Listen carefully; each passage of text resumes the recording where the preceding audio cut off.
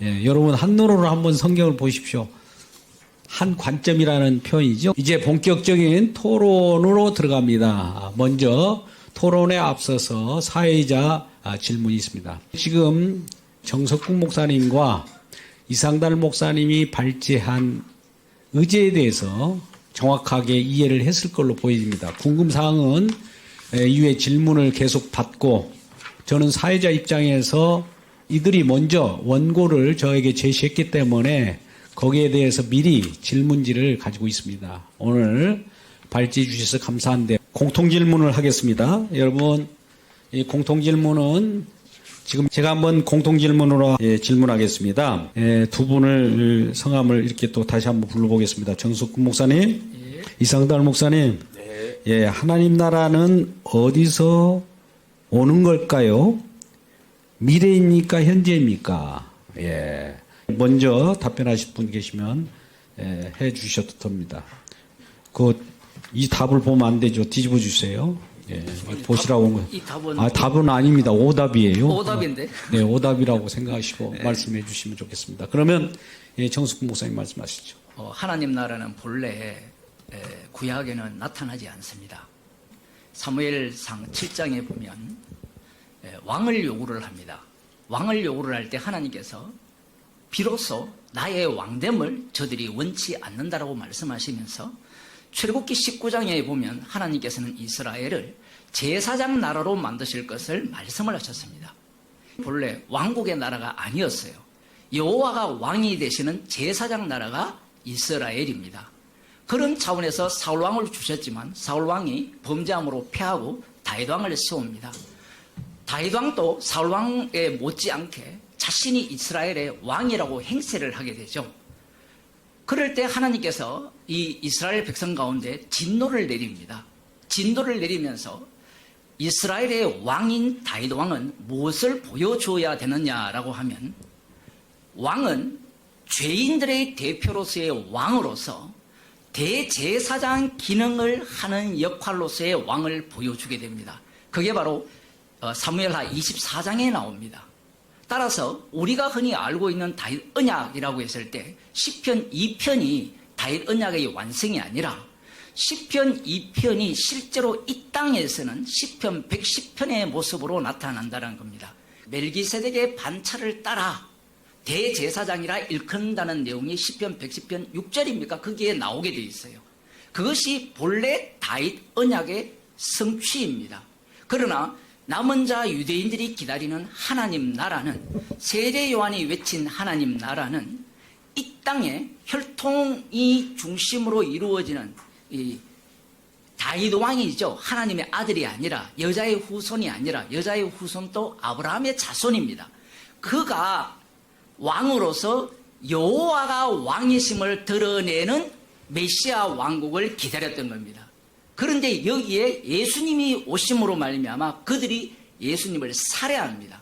살해하는 가운데 예수님이 주기도문에 하나님 나라가 이 땅에 임하게 해달라고 기도를 하죠. 그 나라가 그 유대인들이 기다린 나라와 달리 십자가에 못 박히신 예수님이 자신의 십자가의 피로 이 땅에 이 나라를 이루신 겁니다. 그 이 하나님 나라의 모습은 바로 십자가에 못 박혀 죽으실 때의 모습이에요. 그것이 언제까지 이루어지느냐 하면 원수로, 주님의 원수로 발판되게 하기까지, 주님이 재림하실 때까지 왕노릇하는 모습으로서의 하나님 나라입니다. 이 하나님 나라가 없으면 주님이 재림한 이후에 가는 나라는 없습니다. 이것이 연속성이기 때문에 그래요. 네, 그러면 대차 반론의 질문하겠습니다. 더 구체적인 질문일 수도 있습니다. 강론적으로 들어가서. 하나님 나라가 어디서 오느냐, 미래냐, 현재냐, 이런 물음을 먼저 드렸고요. 그러면 예수님께서도 답변하시기를 하나님 나라가 여기 있다 저기 있다 하지 않고 너희 마음 가운데 있느니라 할 때, 이 마음은 어떤 장소를 얘기합니까? 아니면 어떤 세계를, 통치 영역을 말씀합니까? 저한테 물은 네, 예, 네, 이제. 그것을 이제 그대로 표현하면 너희 가운데라고 표현하거든요. 그 헬라어 단어를 보면 너희 마음이라는 표현도 있지만 너희들 가운데 있다라고 표현할 수도 있고요. 너희 마음에 있다라는 표현을 그 로마서 7장 후반부에 보게 되면 오호라 나는 공고한 사람이라 이 사망에서 누가 나를 건져내랴라고 이야기를 합니다. 그러면서 우리 주 예수 그리스도로 말미암아 감사하리로다라고 함으로 말미암아 아까 제가 그림을 보여줬을 때 혹시 보여줄 수 있나요? 십자가가 3개가 있잖아요. 네. 예수님이 계시고 두 강도가 있는데 이 로마서 7장 하반절에 보면 이 3개가 사도 바울 마음속에 같이 작동을 합니다. 네. 한쪽은 믿지 않는 강도고 표현을 하자면 다른 한쪽은 믿고자 하는 강도고 그 상황에서 십자가로 말미암아 감사하는 이 성령의 역사로 이끌리는 그 현장이 사도 바울의 마음이고 네. 그다음 그 마음이 외부로 드러나는 현장이 로마서 8장이 됩니다. 복음이 전파되면 복음을 전하는 그 자리에 핍박이 오고 환난 기근 적신이 오므로 말미암아 십자가에서 왕노릇 하신 그 현장이 되는 겁니다. 네, 예, 여기까지요. 그 다음에 이상달 목사님, 혹은 마태복음 10장 28절 말씀 보면 성령이 임하여 귀신이 쫓겨나는 곳이면 하나님 나라가 임하였느니라 이렇게 말씀하실 때 이 하나님 나라가 임하는 모습이 우리는 내세적 천국을 이렇게 생각하지 않습니까? 유대교적 관점에서는. 그런데 하나님 나라는 지금 계속 쏟아져 임하는 것입니까? 아니 이미 임하여 우리가 그 속에 살고 있는 겁니까? 예, 제가 시간 관계상 잠깐 제가 말씀을 못 드렸는데 여러분이 고린도전서 15장 24절에 보면 예수님께서 십자가를 통해서 구원과 하나님의 나라가 구체적으로 어떻게 이루어졌는가를 거기를 보면 우리가 알 수 있습니다. 재림 때 예수 그리스도의 나라를 아버지께 바친다고 그랬거든요. 실제적으로는 이 땅에서 언제부터 예수님이 종말의 십자가에 못 박혀 죽으시고 부활함으로 말미암아서 십자가의 피 흘리심으로 말미암아서 진정한 이 땅에 하나님의 통치가 임하는 거죠. 두 가지죠. 자, 첫째로는 심판이 이루어지고 구원이 이루어졌죠. 우리에게는. 그 다음과 동시에 우리는 구원으로 끝나는 것이 아니라 하나님의 실제 통치권 안에 들어가게 되는 겁니다. 그분의 다스림 안에. 왜냐하면 그의 영이 우리 안에 내주하게 됐고 성령이 우리 안에 내주하잖아요. 그래서 이제 우리가 십자가를 통해서 우리의 영이 거듭났다는 말은 그리스도 영이 우리 안에, 우리가 그리스도 안에. 그래서 성경에서는 예수님과 우리의 관계를 친구라고도 이렇게 표현했습니다. 한번 우리가 포럼 시간이면 좀 딱딱하니까 같이 인사합시다. 친구야. 만나서 반갑다. 만나서 반갑다. 네, 하나님의 나라는 이렇게 친밀감 있게 우리에게 다가오게 되는 것입니다. 네, 반갑습니다. 아까 하나님 나라가 여기 있다 저기 있다 하지 않고 통치 영역이라는 말씀도 하셨는데 그렇다면 이제 두 분 간에 이제 서로 답변이 상이한 부분도 없지 않아 있고 공통된 부분도 있는데 하나님 나라가 어디에서 형성됩니까?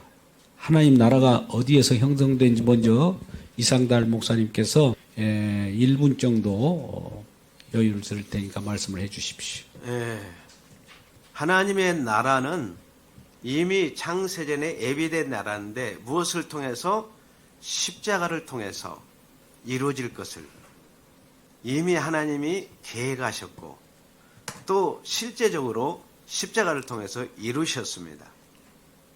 네, 하나님 나라가 십자가로 이루신 나라네요.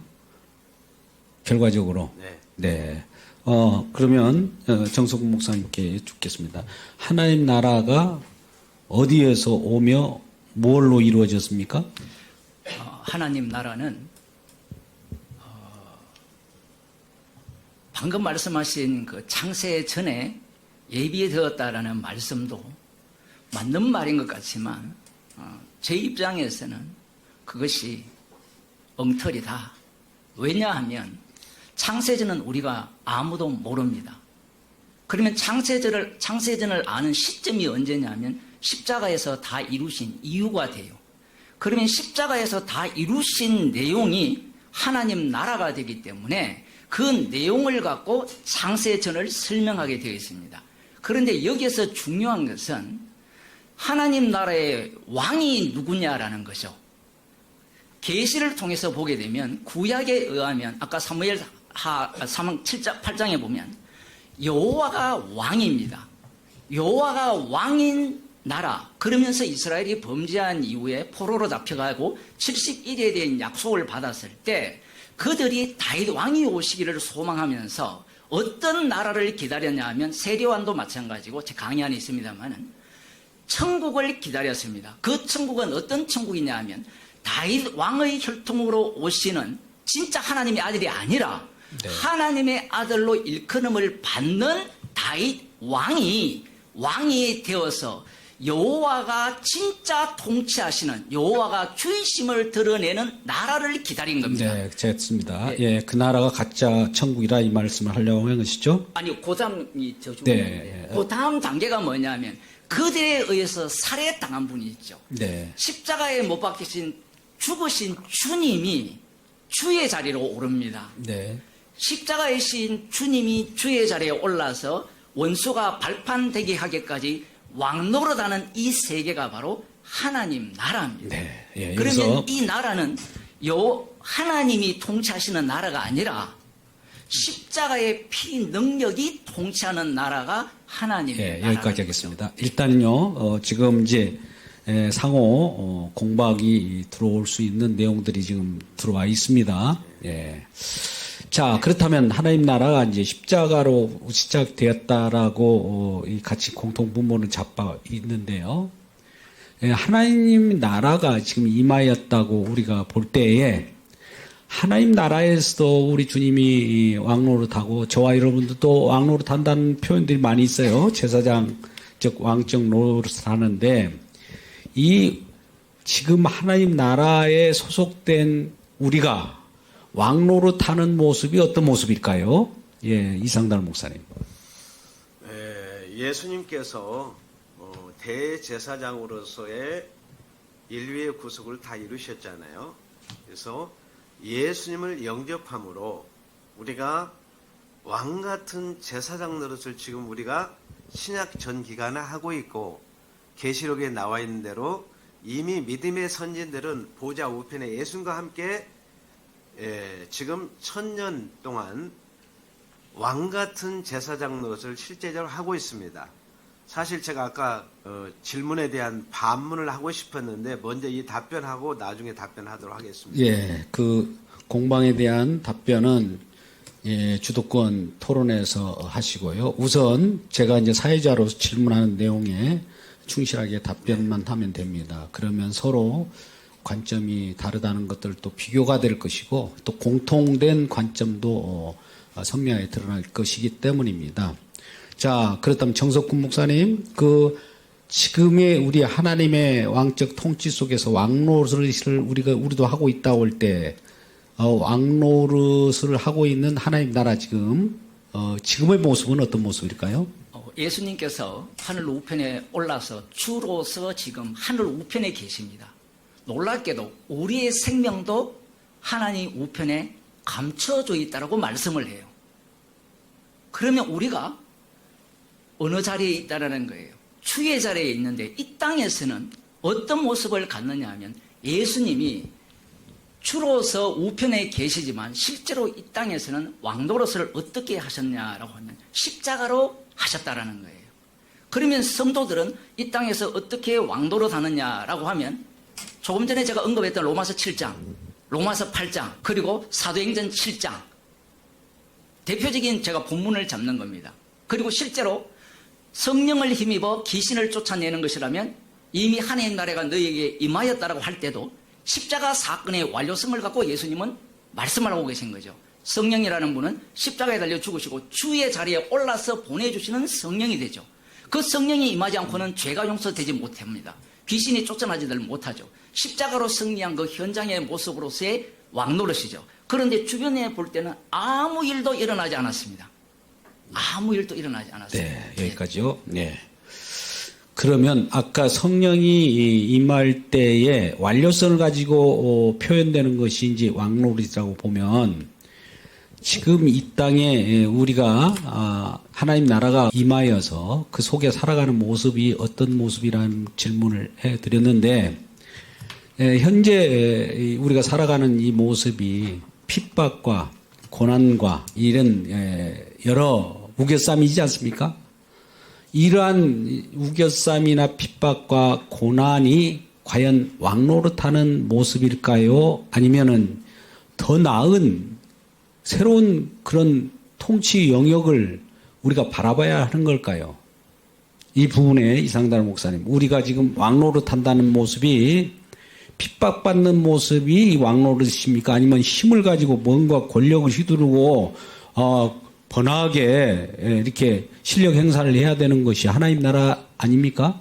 철장의 권세를 부수고 이런 말씀도 있는데 왜 이 땅에서는 핍박받고 고난받는 모습이 왕노릇이라고 이렇게 표현할 수 있을까요? 아니면은 왕적 통치에서 진짜 철장의 권세를 깨뜨린 그런 역할을 해야 된다라고 봅니까? 이것은 우리의 이제 십자가를 통해서 1차적으로 예수님께서 이루신 일이 믿는 자들에게는 하나님이 선택된 백성들은 구원이 임했고 불신자들은 심판이 임했는데 구원이 임했다고 하는 것은 영적 구원이 완료됐다고 하는 것입니다. 다 이루었다. 영적으로 100점짜리가 됐다는 것입니다. 그러나 우리는 아직 육체를 가지고 있습니다. 그렇기 때문에 바울도 그리스도의 남은 고난을 내 육체에 채우노라고 그랬습니다. 그러므로 여러분들이 이 땅에서의 그리스도의 왕권을 가지고 살아가지만은 계속 우리는 죄와 예수 믿기 이전에는 마귀와 죄와의 세상과 전투가 없었습니다. 예수를 영접하는 그 순간 죄와의 싸움이 시작되고 사단과의 싸움이 영적인 전투가 시작됐습니다. 그렇기 때문에 이 땅에서 육체를 가지고 삶 자체가 고난의 연속이고 계속해서 우리는 핍박을 받으면서 성령의 이끌림 받아서 영이 육체를 의의 병기로 산 제물로 드리기 위해서 바울은 고린도전서 15장 31절에 그래서 나는 날마다 죽노라. 바로 뭐예요? 육체가 날마다 죽는다고 표현했습니다. 그러면 왕노릇이라고 하는 거 이 땅에서는 지금 고난받고 영적 전투를 하고 우겨싸움을 당하는 이 상황이 지금 왕노릇을 하고 있는 거네요. 그렇죠. 그러면 세상 속에서 보는 관점하고는 완전히 반대적인 것이죠. 세상에서는 뭔가 승승장구하고 호화호식도 하고 많은 권력을 휘두르고 그래야만 왕적 통치로 생각하는데 하나님 나라는 왠지 모르게 고난받고 핍박받고 영적 전투하고 이런 하나님 나라를 계속적으로 이건 일시적인 겁니까? 계속적인 겁니까? 우리 정석훈 목사님? 지속적이죠. 지속적입니까? 주님이 발판되기 하기까지 재림? 왕노릇 하시리라 했는데 예. 이 질문도 이제 제가 답을 할 수 예. 있죠. 왜 그러냐 하면 베드로전서에 보면 우리를 왕같은 제사장이라고 이야기를 합니다. 요한계시록에 때는 천년 동안 왕노릇 한다라는 표현이 나와요. 그런데 요한계시록은 언유냐 직설이냐 이 싸움이 필요해요. 왜냐하면 이사야 65장에 보면 새하늘과 새 땅을 창조한다라는 표현이 나와요. 그 새하늘과 새 땅의 의미는 언유입니다. 실제로 이사야 65장에서 예언한 새하늘과 새 땅은 유대인들이 기다리는 시온산에 메시아 왕국이 세워지는 그 나라를 두고 새하늘과 새 땅이라고 이야기를 하는 거예요. 그래서 천년 동안 왕노릇 한다는 의미가 지금 예수님께서 유대인의 왕이셨잖아요. 마태복음에 보면 유대인으로 왕으로 나시니가 어디 계시뇨? 유대인으로 왕으로 오신 그분이 이 땅에서의 왕노릇의 모습은 시편 110편 6절입니까? 거기에 나오는 멜기세덱의 반차를 쫓은 대제사장의 모습으로서의 왕노릇을 하는 겁니다. 그래서 우리가 이 땅에서 왕노릇 한다라는 의미는 왕 같은 제사장 역할을 한다라는 거예요. 세상에서 우리가 예수님으로부터 택함을 받았기 때문에 예수님의 나라는 이 세상에 속하지 않았죠. 그러니 세상으로부터 당연히 미움을 받는 것이 왕같은 제사장으로서의 왕노릇하는 실질적인 모습입니다. 네. 만일에 우리가 이 세상에 속하였다면 세상으로부터 미움받을 이유가 없다라는 거죠. 네, 그렇다면 이 땅에서 예수님께서는 최고의 왕노릇을 하셨을 텐데 예. 왕노릇의 최고의 모습이 십자가에 못 박히심이네요. 거기에 그렇게 표현할 수 있는 겁니까? 그것이 이제 마태복음과 마가복음에는 이 두 강도 중에 한 사람도 구원받았다는 얘기가 없어요. 그런데 누가복음으로 가게 되면 한 강도는 구원을 받고 한 강도는 구원을 못 받는 사건이 나옵니다. 네. 이 십자가라는 것은 어느 누구도 구원을 못 얻습니다. 그런데 놀랍게도 주님이 주가 바뀌죠. 구약에는 여호와가 통치하는데 여호와의 주되심을 믿는 자들에 의해서 살해당한 그분을 하나님이 심판주로 세우셔서 심판주 당신이 화목제물이 되셔서 자기의 피로 용서받은 자를 구원을 하십니다. 그 구원받은 자를 통하여서 주님은 자신의 주되심을 드러내는데 그 현장이 바로 십자가 사건의 현장이죠. 네. 예. 십자가 사건은 그렇다면 이례적 단회적 사건으로 단번에 이루어졌는데 그 십자가 사건은 계속 반복되는 겁니까? 아니면은 지속적으로 ing입니까? 아니면 완료 끝 해서 구원파처럼 그렇게 되는 겁니까? 말씀은 우리가 소유할 수 없기 때문에 구원파들의 문제는 말씀의 지식을 자기들이 소유를 해서 믿어버리죠. 그런데 성령을 주셨다는 것은 그리스도의 영을 주셨다는 것은 이 구원의 소유권을 인간에게 맡기지 않았다는 겁니다.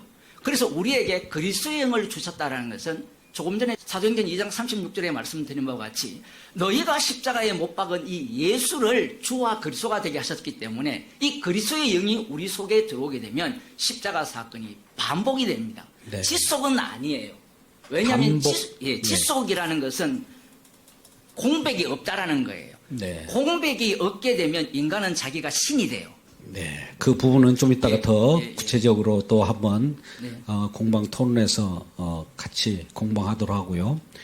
그렇다면 이제 반복이냐 지속이냐 이 부분은 이제 반복이라고 할 때는 아까 날마다 죽노라 이런 표현으로도 현장 속에서 우리가 경험할 수 있을 텐데 이상달 목사님께서 이 십자가의 복음의 완료는 그 순간으로 끊는 것이 아니라 계속 반복되는 것으로 보여집니까? 그렇게 보고 있습니까? 그 부분에 설명을 하겠습니다. 이미 요한복음 19장 30절에서 완료라는 단어를 썼습니다. 완료라면 완성됐다 그 말이죠. 전혀 하나님께서 계획하신 모든 일들을 다 이루신 것입니다. 그러나 성령을 보내주셔서 선택된 백성들에게 계속해서 그리스도의 십자가의 피를 뿌려서 구원의 역사를 오늘 또 계속해서 그 피로 이루 가십니다.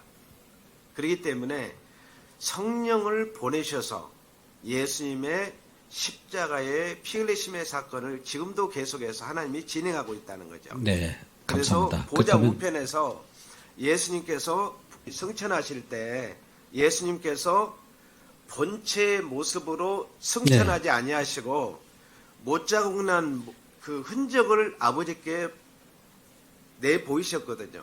그래서 그 흔적을 지금도 가지고 계신다는 것은 효력은 지금도 계속된다고 하는 것을 기억했으면 좋겠습니다. 네, 십자가 복음이 이 효력. 효력이 영원하고 지속적이라는 말씀으로 표현되고 있습니다.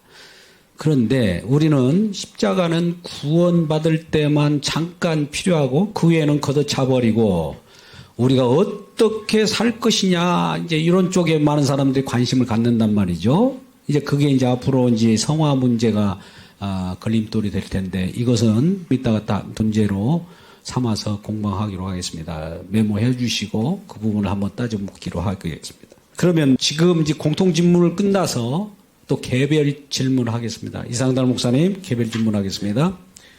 우리 방청객을 대신해서 제가 개별 질문을 하겠습니다. 오늘 그 발제해 주신 부분을 보면 삼위일체적 하나님 나라 또 다른 면에서는 십자가 복음으로 본 하나님 나라. 이 관점을 어떻게 보면 하나인 것 같은데 삼위일체로 본 하나님 나라. 이렇게 말씀하셨다가 또 십자가 복음으로 본 하나님 나라. 이렇게 말씀을 이 두 가지로 왔다 갔다 하셨는데 특별한 이유라도 있습니까? 그것은 에베소서 제가 성경 시간적인 한계가 있어요. 에베소 1장 3절에서 14절에 보면 그리스도 안에서 그랬습니다. 그리스도 안에서 창세전에 우리를 선택하시고 애정하시고 자녀 삼아주시고 그리스도의 십자가의 보혈로 우리를 구원하시고 성령의 인치신 부분이 삼위 하나님의 사역이 나옵니다. 그래서 이미 하나님께서 창세전에 예비된 새하늘과 새 땅은 삼위 하나님 중심으로 이루어졌다는 것이죠. 그것을 실제적으로 우리에게 그날을 상속하기 위해서 십자가 복음을 통해서 그날을 완성해서 고린도전서 15장 24절은 나라를 아버지께 바칠 때라 그랬습니다. 네. 그래서 그런 면에서 구별해서 제가 표현을 했습니다. 이제 아버지께 바친다고 하면은 아버지 성부 하나님은 좀 높은 것 같기도 하고 아들 하나님은 조금 연약해 보이기도 하고 그런 것으로 보는 겁니까? 아니면 같은 하나님 입장에서 보는 겁니까? 그건 동등 그건 뭐 상식 이하의 질문이에요. 제가 죄송합니다. 그런 질문을 한 저를 용서해 주십시오. 그러면 하나님 나라와 십자가를 볼 때 하나님 나라가 중요합니까? 십자가가 중요합니까? 둘 다 중요하다고 봅니다. 누구도 하면을 우리가 소홀히 할 수 없는 거죠. 그러면 오직 십자가입니까? 오직 하나님 나라입니까? 축약에서 이야기되면 이제 클라이막스는 십자가니까 십자가를 통해서 하나님의 나라가 네. 완성이 되니까 그런 차원에서 한마디로 요약한다면 십자가 복음이 우선이라고 정리할 수 있습니다. 제가 이제 오직을 말하다 보면 하나님 나라나 십자가를 두 가지를 놓고 오직이란 말을 할 수가 없잖아요. 네. 분명히 하나를 선별을 해야 됩니다. 네. 그렇다면 제가 그 두 중에 하나님 나라가 중요합니까? 십자가가 중요합니까? 이 말씀을 드린 이유는 그러면 하나님 나라는 어디서 오는가에 우리가 생각해 볼 때 하나님 나라의 원천은 아까 십자가라고 표현된다면 원천이 더 중요한 것이라고 보여졌기 때문에 질문을 드린 겁니다. 양해하시기 바라고. 정석구 목사님 열심히 토론해 주시는 거 있는데요. 질문에 잘 답변하시기 바랍니다. 두 가지입니다. 다윗 언약이 문제가 있습니까? 아니면 이스라엘이 문제가 있습니까? 아니면 하나님의 뜻이 이스라엘 백성에게 걸림돌이 되도록 만드는 하나님 어떤 의도가 있습니까? 율법이 문제가 없죠. 그러면 무엇이 문제냐면 이스라엘이 문제였죠. 그러면 다윗 언약이 문제냐? 다윗 언약은 문제가 없습니다. 문제는 다윗 언약을 해석을 할 때 자신들의 형편에 의해서 해석을 했다는 겁니다. 이 해석법은 아브라함도 마찬가지고 이삭도 마찬가지고 야곱도 동일합니다. 간단한 예를 들면 야곱이 태어나기도 전에 큰 자가 어린 자를 섬길 것이라는 말씀을 들었어요. 그러면 여기에 대한 해석을 야곱이 한 겁니다. 그 한 해석을 하나님이 인정하시느냐 하면 인정하지 않죠. 왜냐하면 약국 강가에서 천사와 싸워서 이기는 겁니다. 이렇게 해서 하나님의 말씀에 대한 엉터리 해석은 구약 역사에서 계속해서 반복이 된다는 사실이에요. 창세기만 보더라도 여자의 후손에 대한 약속을 하셨을 때 아담은 여자의 이름을 생명으로 바꿉니다. 생명으로 바꾼 이유가 뭐냐라고 하면 자기 해석이 들어간 거예요. 자기 해석. 네, 잠깐만요. 논제를. 그래서 다윗 언약을. 다윗 언약. 다윗 언약은 문제가 없습니다. 그런데 제가 말씀드린 것 같이 다윗 언약을 해석을 할 때 시편 2편과 시편 110편이 주어졌을 때 히브리스에서는 이 둘을 합쳐서 영원한 대제사장으로 소개를 하고 있는데 유대인들은 자신들이 짐승의 지배하에 살아갑니다. 로마 제국하에, 바벨론, 그 다음 메데파사, 알렉산드리아, 로마 제국하에 살아가면서 제가 교재에도 나와 있지만 그 속에 살면서 그들은 하나님 나라, 메시아 왕국을 꿈을 꾸는데 그 모델이 에스더가 살았던 아수에로 왕 시절의 짐승의 나라였더라는 겁니다. 예. 네, 여기까지. 일단 구약의 하나님 나라를 추구했던 모든 것들은 신약 예수님이 만든 하나님 나라와 다르다는 구체적인 내용을 지금 말씀하고 계시는데, 그렇죠. 이게 다윗 언약, 율법이 예수님을 전하듯이 예. 다윗 언약도 예수님을 전하는데 예. 자기를 중심으로 해석을 했다는 거죠. 굉장히 중요한 이 관점입니다. 좀 이따가 이 부분을 더 한국 개혁교회에서도 이 부분에 대해서 언급을 잘 못하고 있는 부분들인데, 더 구체적인 부분은 좀 이따가 공방 토론에서 하기로 하고, 두 번째, 이제 아까 하나님 나라 형성은 십자가로 날마다 새롭게 반복되느냐 이제 먼저 여쭤봤는데, 여기에 대해서 다시 한번 또 여쭙겠습니다. 하나님 나라 형성, 하나님 나라가 이미 우리 형성됐습니까? 계속 이것도 형성되는 겁니까? 십자가로 완료되었다라는 이 내용이 그리스도의 영의 부음을 받은 자 성도 속으로 들어오게 됩니다. 네. 들어오게 되면 그리스도의 영이 활동을 합니다. 네. 예. 활동을 어떤 식으로 하느냐라고 하면 너희가 십자가에 못 박은 이 예수를 주와 그리스도가 되게 하셨다는 내용으로 활동을 하는 겁니다. 예. 활동을 함으로 말미암아 성도는 계속해서 이 전체 내용이 있죠. 너희가 십자가에 못 박은 이 예수, 너희 속에는 로마서 7장 후반부 바울 자신도 거기에 해당되고 또 그것 때문에 복음을 전하면서 타인으로부터 공격을 받고 이 사건 속으로 내몰림으로 말미암아 주님의 증인이 됩니다. 네. 이게 왜 중요하냐라고 하면 십자가 사건의 완료성을 인간들이 이야기를 할 때는 완료가 되었으니까 나 구원받았다고 가버려요. 네.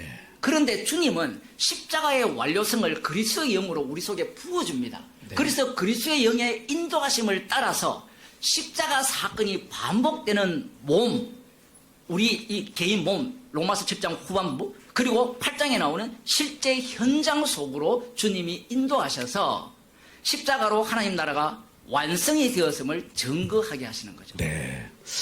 이 말씀을 들을 때마다 저는 이제 같은 성경 신학 성경 학자로서의 말씀을 하시지만, 저는 설교학적으로 이렇게 보면 하나님의 말씀이 이미 완성됐습니다. 우리 주님께서 이렇게 하셨습니다.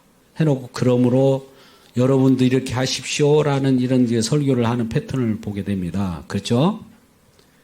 처음에는 직설법, 그러므로 명령법 이렇게 나온단 말이죠.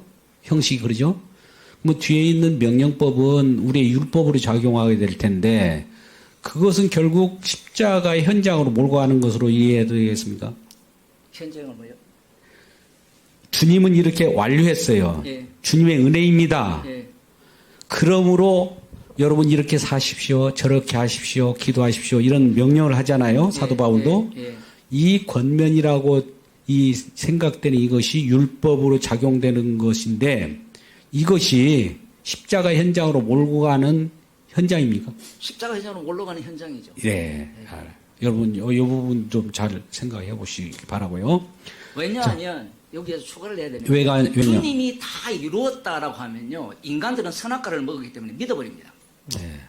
여기 문제예요. 여기 구원파의 이 갈림길입니다. 구원파가 악마적인 이유가 여기 있어요. 네. 믿어버려요. 그러면 성령을 왜 줍니까? 그러면 그리스도의 영이 왜 인도합니까? 주님은 절대로 믿음을 우리 개인에게 소유권으로 허락하지를 않아요. 믿음의 소유권은 철저하게 주님께 소속되어 있어요. 자, 그래서 우리에게 성령을 주셔서 오늘날 그러잖아요. 한 번 구원은 영원한 구원이라는 표현을 우리는 안심으로 이 견인으로 교리로도 이렇게 표현도 하는데, 이런 것들을 우리가 안심하고 이제 구원받았으니까 붙들어 매자 이렇게 아니할 수는 없는 거죠. 만일에 그런 식으로 복음이 전파된다면 결국은 유대인들이 예수님을 살해한 이유와 똑같아집니다. 네. 유대인들이 예수님을 왜 살해했느냐 하면 성경을 연구할 때 자기 영생을 얻기 위해서 연구를 했어요. 그것을 실패한 것을 반면교사를 삼아서 오늘날 기독교인들은 신천지부터 시작하여서 다락방도 마찬가지고 구원 얻는 진리를 뽑아냅니다. 체계를 뽑아내어서 이것을 제대로 알고 믿으면 구원을 얻는다라고 가르칩니다. 네, 됐습니다. 여기 이제 이미 구원을 소유했다라고 보니까 한 번 구원은 영원하다 이렇게 생각하면서 안심한다는 것이죠. 근데 이런 것들도 이제 우리 개혁교회에서도 한번 되돌아볼 문제라고 왜냐하면 봅니다. 사도 바울이 자기가 복음을 전한 이후에 버림을 받을까 두려워한다라고 고백했거든요. 그러면 이제 그런 걸 버림을 받을까 두려워한다고 하면 아니 구원받았다고 했는데 그 확신을 못해? 또 이렇게 이제 또 질문할 거예요. 좀 이따가 이제 이 부분도 이상달 목사님 어떻게 생각해요? 한 번 구원은 영원한 구원 맞죠? 네, 맞는데 이제 현장에 몰리게 되면 내가 버림을 받을까 염려하노라 하는 사도 바울의 고백은 왜 나올까요? 그것이 바로 십자가에 증언의 현장이기 때문에 그렇습니까? 아니면은 아직 구원을 못 받아서 그렇습니까? 그렇습니다. 그 부분에 대해서 잠깐 제가 설명하겠습니다. 자, 갈라디아서 3장 23절에 보면 믿음이 오기 전에 그랬습니다. 그 말은 무슨 뜻입니까? 예수님이 오시기 이전에 예수님의 십자가를 통과하기 이전에는 믿음이 없다는 거예요. 그 말은 우리 인간에게는 믿음이 없습니다. 우리 제 자신의 믿음이 없어요. 아담원에 태어난 모든 인간은 믿음이 없습니다.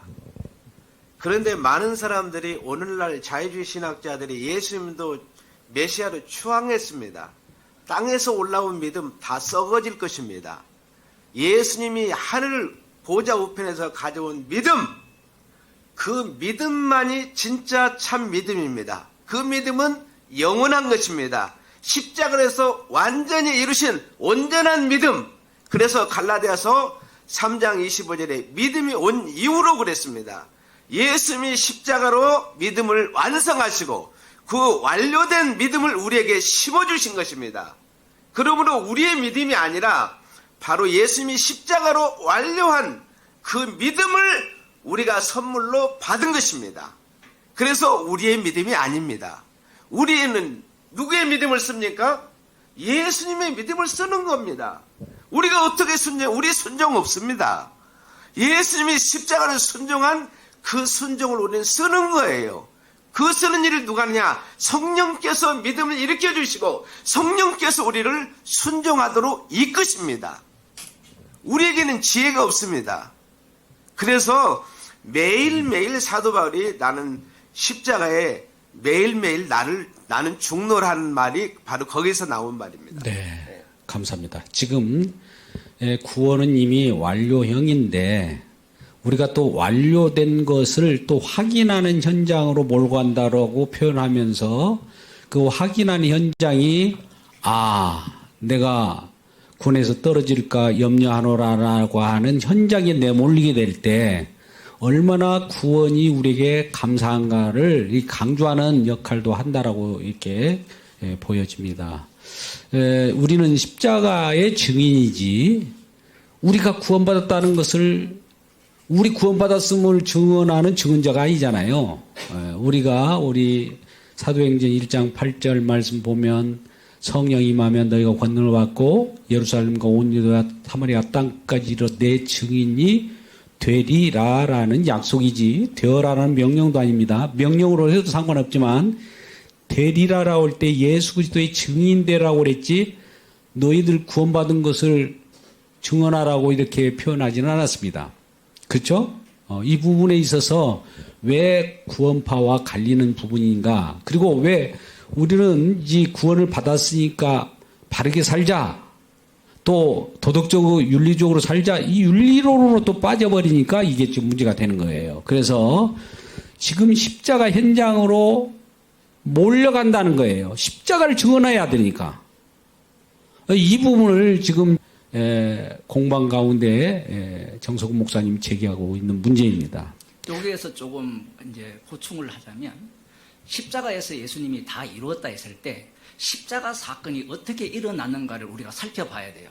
그게 마태복음 조금 봐도 돼요? 27장에 보면 네. 이 대제사장과 대제사장이 예수님을 십자가에 못 박아 죽일 때 거짓 증인을 찾아냅니다. 그런데 거짓 증인을 찾는 것을 실패를 해요. 실패를 하는 가운데 이 대제사장이 하나님의 이름을 두고 맹세하게 하노니 네가 하나님의 아들이냐라고 물어요. 자기들은 하나님 이름 갖고 맹세를 안 하거든요. 제단의 예물을 갖고 맹세하고 성전의 금을 갖고 맹세를 네. 합니다. 그런데 예수님께 그렇게 맹세를 하면서 예수님이 답변은 내가 그렇다라고 함으로 말미암아 이것은 구약에 의하면 여호와만 유일한 하나뿐인 하나님이에요. 구약에는 구약에 그렇게 나와 있습니다. 네. 삼일체가 안 나와요. 예. 삼일체를 누가 집어넣느냐 하면 성경을 해석한 우리들이 집어넣어요. 그런데 구약을 보게 되면 여호와가 유일한 하나님인데 예수님이 육신을 입고 왔잖아요. 성령으로 났다는 걸 누가 믿어요? 아무도 안 믿죠.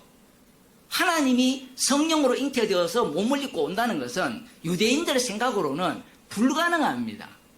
아마 오늘날 또 불가능할 건데요. 그걸 갖고 이용하는 인간들도 있지만 그래서 그들이 어떻게 예수님을 죽이느냐 하면 하나님께서 어떤 조치를 취하느냐 하면 거짓 증인을 다 날리고 레위기 24장에 나오는 여호와의 이름을 모독한 당사자로 예수님이 죽임을 당해요. 율법대로 죽임을 당하는 겁니다. 여기에 어떤 의미가 담기느냐 할 때는 십자가라는 것은 율법을 안 지킨 것도 죄라고 규정을 하지만 율법을 지킨 자들이 예수님을 살해했다라는 거예요. 네. 그 새롭게 들려지죠? 한마디만 더 하면 사도 바울이 주님을 만나기 전에는 율법의 의로는 흠이 없다라고 했습니다. 그런데 성령이 오게 되니까 율법의 의로는 흠이 없는 자신이 예수님을 핍박하고 주를 죽인 자로 드러났어요. 네. 그렇다면 이제 좀 있다가 이 논제도 일어날 건데 하나님의 말씀대로 산 사람이 예수님을 죽인 꼴이 되는 거죠? 그렇죠. 예, 그렇게 답변하셨습니다. 네. 여기가 실시간으로 진행되기 때문에 많은 공방이 있을 줄 믿습니다. 이걸 소화되지 않으면 많은 공격들이 있을 겁니다. 일단은 그렇게 하시고, 자, 이 양쪽에 골고루 그 질문을 사회자로서 해 드렸습니다. 답변이 한 5분씩 이렇게 할애됐는데 잘 지켜주셔서 감사하고,